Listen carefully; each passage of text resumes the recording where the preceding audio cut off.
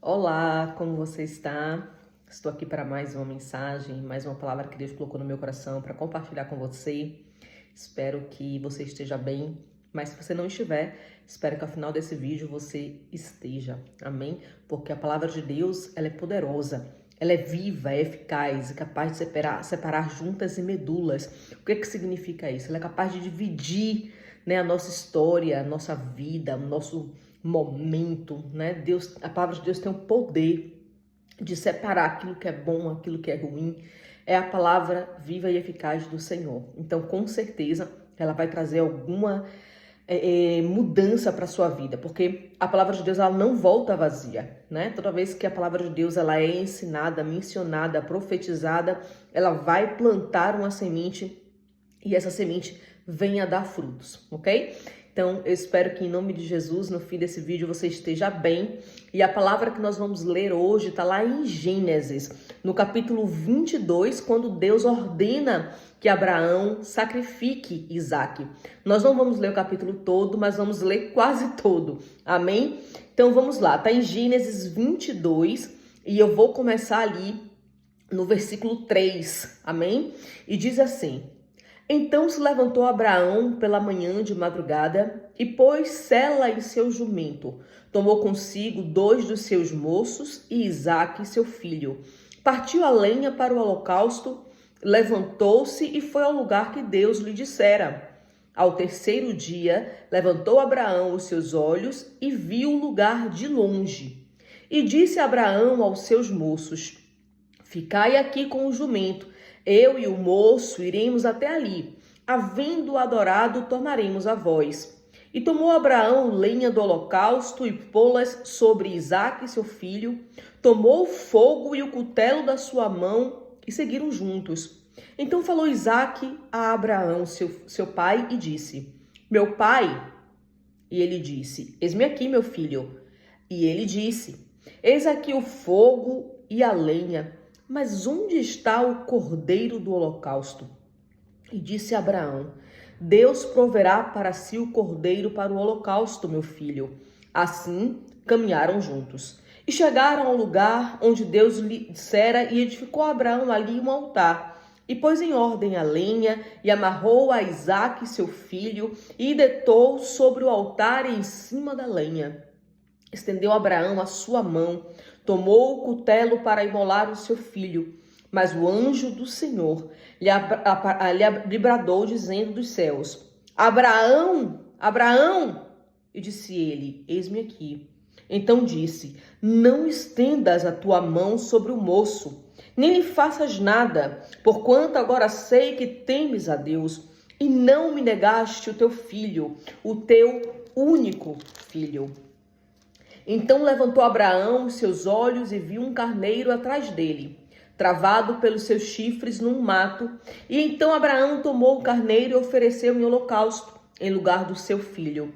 E chamou Abraão o nome daquele lugar: O Senhor proverá. Por isso se diz, até os dias de hoje, no monte do Senhor se proverá.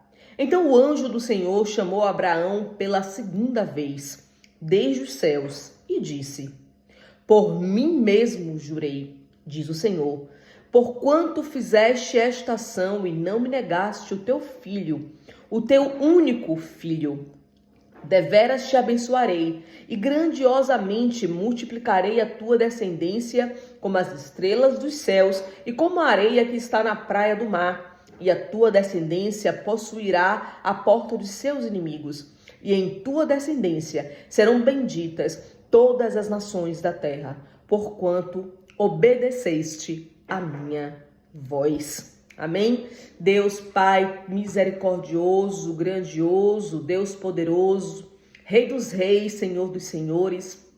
Deus, eis-me aqui, Pai, mais uma vez, trazendo uma palavra que o Senhor colocou no meu coração, trazendo uma mensagem, Pai, como eu própria disse, que só gravaria vídeos quando tivesse uma mensagem que o Senhor desejasse passar para frente. Tanto que a semana passada eu não gravei nenhum vídeo, mas essa semana o Senhor falou ao meu coração através dessa palavra, através de outras também. Mas eu creio, Pai, que essa seja a palavra que o Senhor deseja compartilhar esta semana com aqueles que ouvirão. Por isso, Jesus, Eis-me aqui, Espírito Santo de Deus. Usa-me para a tua honra e para a tua glória, para que o teu nome seja glorificado, para que vidas sejam transformadas, sejam exortadas, sejam encorajadas, sejam libertas, Pai, e que consigam, Deus, ouvir a voz do Senhor, porque eu de nada tenho, Senhor, nada tenho a oferecer, Pai, se o teu Espírito não fizer em mim e através de mim. Em nome de Jesus, Pai, eu oro, Pai. Amém. Amém. Essa palavra, ela é muito conhecida, né? Uma palavra que a gente já ouviu, assim, muitas vezes. Quem costuma ouvir mensagens, né, na igreja, ou no YouTube, ou em vídeos de WhatsApp. Essa palavra sobre o sacrifício de Isaac, ela é muito, muito pregada, porque é algo tremendo, né? É uma prova muito grande que o Senhor faz ali com Abraão, e ele faz exatamente aquilo que Deus está pedindo para que ele faça, né? No entanto, há algumas questões aqui nesse texto que eu fiquei meditando, né, sobre como Deus realmente trabalha em algumas circunstâncias, né? Como que Deus, ele tem algumas particularidades em trabalhar na vida de cada um de nós. Abraão, desde quando Deus chama Abraão pela primeira vez e diz: sai da tua terra, da tua parentela e vai para uma terra que eu te mostrarei, ele imediatamente obedece ao Senhor, né? Quando Deus faz a promessa lá, alguns capítulos atrás, a Abraão sobre a vinda de Isaac, nós vamos ver que a coisa não foi bem assim, né? Tanto que ele se deita com Agar, ele tem o primeiro filho que é Ismael. Mas o que vai me chamando a atenção nessa passagem aqui é que apesar de Ismael, apesar do filho de Agar, né, Abraão, Deus aqui vai chamar Isaac do único filho de Abraão, né? Por algumas vezes o texto vai falar do teu filho, o teu único filho, né? Aqui no versículo... No versículo 16, a gente vai ver ele falar: porquanto me fizeste ação e não me negaste o teu filho. E a palavra de Deus faz questão de dizer o teu único filho, né? Mas peraí, Deus não tinha tido, Abraão não tinha tido, né, Ismael com Agar? E por que Deus está o tempo inteiro se referindo a Isaac como o único filho de Abraão? Por que Deus, quando fala, pega o teu filho, né, e parte para o holocausto, leva-o consigo? Por que Deus o tempo inteiro está falando do seu filho, né? O seu único filho? Deus, ele vai repetindo isso aqui em algumas vezes, né? No versículo 12, nós vamos ver de novo: não estenda a tua mão sobre o moço e não lhe faças nada, porquanto agora sei que temes a Deus e não negaste o teu filho. E a Bíblia faz questão de dizer o teu único filho, né? Por que Deus o tempo inteiro vai falando com ele, mas afirmando ali, tipo, como é que eu vou dizer isso? Tipo, fazendo questão de chamar a atenção de Abraão para dizer o teu único filho. Por quê? Mas aquilo ficou assim, né? Martelando assim na minha cabeça. E a verdade é que quando Deus está falando sobre Isaac, não é que Deus não saiba que existe Ismael, não é que Deus não lembre que Ismael não exista, que Ismael não tenha nascido, que Abraão não tenha tido esse filho. Mas quando eu vou lendo esse texto, e aqui no final, né, mais uma vez nós vamos ver no versículo 18, no versículo 17 e 18, quando Deus diz: e deveras te abençoarei grandissimamente, multiplicarei a tua descendência como as estrelas do céu e como a areia que está na praia do mar. Nós vamos ver que é a mesma promessa, com as mesmas palavras de quando Deus fala com Abraão lá no início de tudo e faz a promessa do filho de Abraão, de Isaac, da vinda de Isaac, do filho que seria abençoado, da onde sairia a descendência de Abraão, de onde Deus multiplicaria a descendência de Abraão. E nós vamos ver que Abraão tem Isaac, Isaac tem Jacó, né? E Jacó, ele vai ter ali 12 filhos, que são chamados hoje as 12 tribos de Israel. E nós sabemos como aquele povo se multiplicou, como eles cresceram ali no Egito,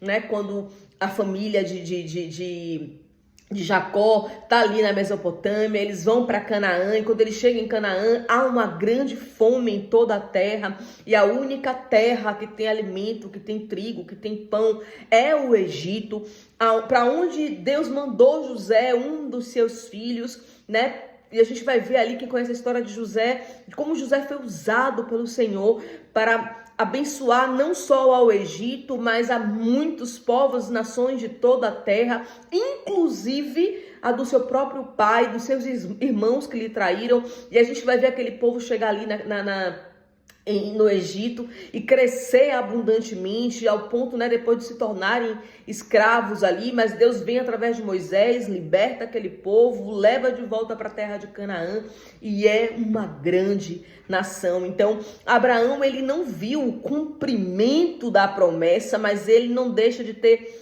recebido, e a promessa não deixa de se cumprir porque Abraão não viu, né? E isso tudo através de quem? De Isaac. Tudo se cumpre a partir de Isaac. Apesar de Deus ter abençoado Ismael por causa da promessa feita a Abraão, Deus, ele vai cumprir a promessa naquilo que ele disse e onde ele disse que cumpriria, né? Eu hoje estava ouvindo uma pregação da pastora Camila falando um pouco sobre essa história de Sara e de Abraão, e falando sobre as promessas de Deus, falando sobre o cumprimento das promessas de Deus em nossas vidas, do tempo que eles esperaram por essa promessa. Mas quando eu leio essa passagem e eu vejo que apesar dos erros de Abraão e de Sara e daquilo que eles cometeram, Deus, ele não mudou a sua promessa e ele não deixou de cumprir a promessa na vida de Abraão. Apesar dos tropeços que ele e Sara deram, Deus, ele vem com toda a sua bondade, a sua misericórdia e o seu poder, e ele cumpre a promessa na vida de Abraão, na promessa do jeito que ele disse que se cumpriria, através da vida de Isaac, né? E Deus, ele é tão maravilhoso que quando ele faz prova com Abraão, ele tinha tanta certeza do cumprimento da promessa na vida dele, que quando ele pega o filho e ele vai para fazer esse holocausto, ele vai tranquilamente, porque aqui no texto a gente vai ver que ele vai confiante de que alguma coisa Deus ia fazer. Quando Isaac pergunta para ele: pai, onde está o jumento? Onde está, né, o que vai ser sacrificado ao Senhor? A resposta de Abraão é: Deus proverá para si o cordeiro para o holocausto, meu filho. Mas não é por saber que Deus poderia enviar o cordeiro, que a gente vai ver que Deus realmente envia, que ele se paralisou, que ele não foi efetuar aquilo que Deus estava mandando. Poderia parecer impossível. Como que Deus vai cumprir uma promessa na minha vida através do meu filho? E nesse momento ele está pedindo meu filho em sacrifício. Como deve ter ficado a cabeça de Abraão? Como aquele homem deve ter ficado confuso? Mas ele, mesmo diante de uma circunstância que parecia impossível, ele não protelou e ele obedeceu e ele conseguiu amarrar ainda o filho dele. O que me chama a atenção nesse texto é que ele não diz assim: ok, Isaac, vamos. E quando ele chega lá, ele fica parado para ver se o cordeiro ia aparecer. Não, ele amarra Isaac. Ele vai e faz todo o ritual, né? Aqui ele diz aqui o seguinte: e quando chegaram no lugar que Deus lhe dissera, edificou ali Abraão um altar e pôs em ordem a lenha. Ele organiza tudo para o holocausto. Ele não para. Não, Deus disse que vai fazer uma nação através de Isaac, então não. Eu não vou nem me preocupar em amarrar Isaac. Eu não vou me preocupar em tocar fogo no meu filho, porque se Deus vai cumprir a promessa dele através de Isaac, por que eu vou perder tempo amarrando Isaac, colocando Isaac para o holocausto, em posição de holocausto? Mas não é isso que Abraão faz. Ele pega Isaac, ele deita Isaac sobre o altar que ele construiu e ele põe Isaac em cima da lenha. Ele constrói um altar, ele organiza a lenha, ele amarra Isaac, ele deita Isaac, e quando ele está pronto para imolar, ou seja, para realmente oferecer aquele sacrifício, aparece o anjo do Senhor, né? E aqui a gente vai ver um homem agindo de acordo com a sua fé. Ele não duvidou de Deus, ele não duvidou da promessa, ele não duvidou de que Deus ia trazer para si uma grande descendência através do seu filho. Mas ainda assim, diante de tudo isso, ele vai até onde Deus aparece. Na verdade, Deus manda um anjo para realizar um milagre em libertar Isaac. Agora imagina quantas coisas Deus nos pede, né? Eu tenho uma promessa na minha vida, no tempo certo eu vou compartilhar com vocês, quando ela estiver 100% concretizada, e que diz que quando eu recebi essa promessa, Deus me mandou tomar um posicionamento, amém? E no início eu própria fiquei muito confusa, porque aquilo não fazia muito sentido para mim, não era nada tipo daquilo que eu estava planejando, do que eu sonhava mais para minha vida. Não havia muita expectativa realmente para que aquela promessa se cumprisse. E durante um tempo eu passei assim, sem orar por aquilo, sem acreditar, sem viver minha vida como se a promessa não fosse se cumprir, porque não fazia muito sentido, ok? Porém, quando Deus usou uma outra pessoa para falar comigo sobre a mesma promessa, aí sim eu comecei a entender que não poderia ser coisa da cabeça de quem me falou e nem expectativas daquilo que eu desejava, porque as pessoas não eram ligadas entre si. Elas não tinham como saber, né, como alguém poderia ter feito aquilo, ou enfim. Então Deus usou pessoas estratégicas, na verdade foram 3 pessoas distintas, em lugares distintos, em momentos diferentes, para me dizer exatamente a mesma coisa. Então quando eu recebi aquela promessa, eu comecei a orar. Eu falei, realmente, eu preciso orar, ainda que seja para Deus me dizer, tudo bem, eu lhe dei essa promessa para ver se você vinha para os meus pés e depois mudasse o rumo da história, né? Que a gente faz muitas conjecturações. E então, quando eu comecei a orar em relação a isso, quando eu comecei a falar com o Senhor sobre isso, nada fazia sentido. Nada fazia sentido, né? Então, quando eu leio esse texto aqui, eu penso, se calhar, para Abraão, também não estava fazendo muito sentido. Na verdade, eu acho que não estava mesmo fazendo nenhum sentido aquilo que Deus estava pedindo para ele, né? Porque imagina, como é que você vai oferecer algo que Deus lhe deu como um milagre, e ainda mais da forma como Deus pediu, em sacrifício, em holocausto.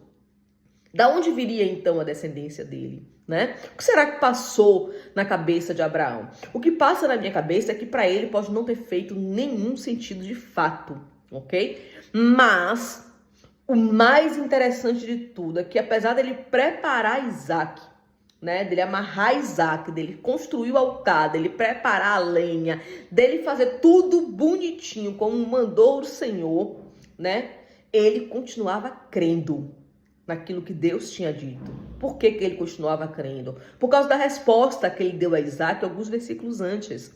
Deus proverá para ele o cordeiro desse holocausto, né? Então, ele mesmo com medo, talvez, com receio, com muitas perguntas, né? Eu acredito que Abraão tenha tido ali muitos questionamentos na mente dele, né? Mas mesmo com tudo isso, ele não paralisou, ele não andou devagar, ele não fez as coisas assim do tipo, eu vou fazer uma parte, depois eu faço a outra, para ver se Deus faz alguma coisa, no entanto, nesse intervalo.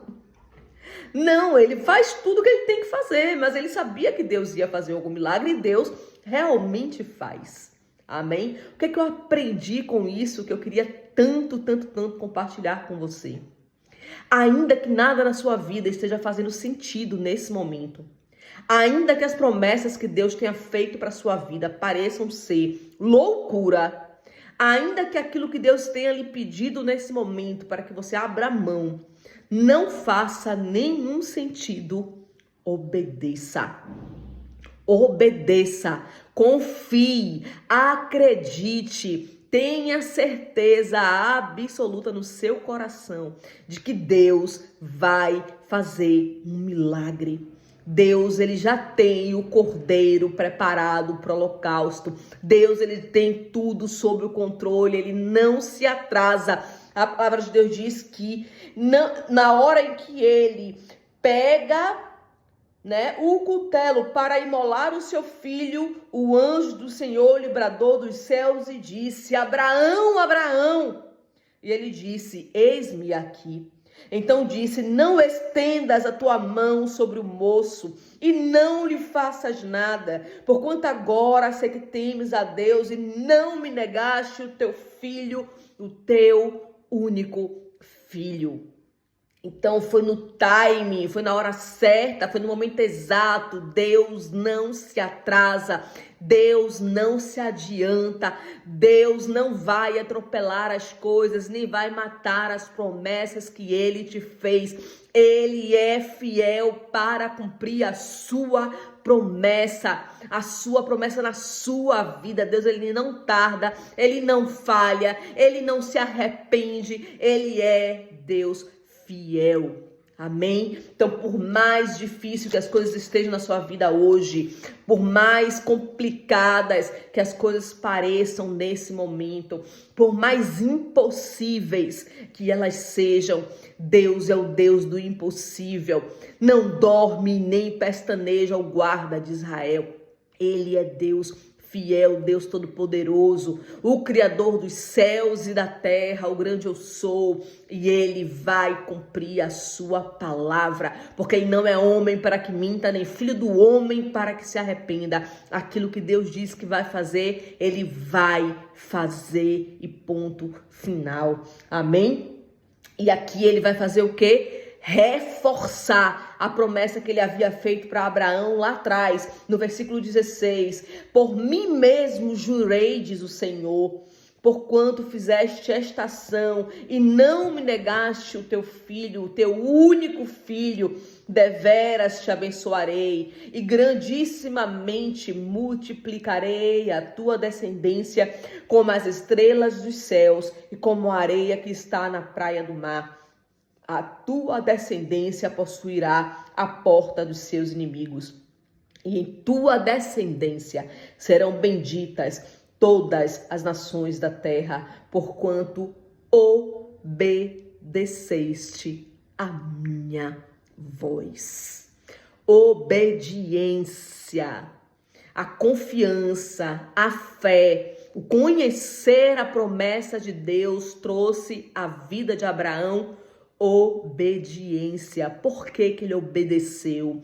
Por que que diante de uma coisa tão absurda, tão difícil, tão dolorosa, ele não arredou o pé, ele permaneceu andando ali com Isaac, amarrou seu filho, preparou a lenha, porque ele tinha uma promessa. Deus tinha realizado e dito a Abraão que havia uma promessa. Então, quando nós temos uma promessa do Senhor, nós temos que ter fé. E essa fé nos levará a obedecer.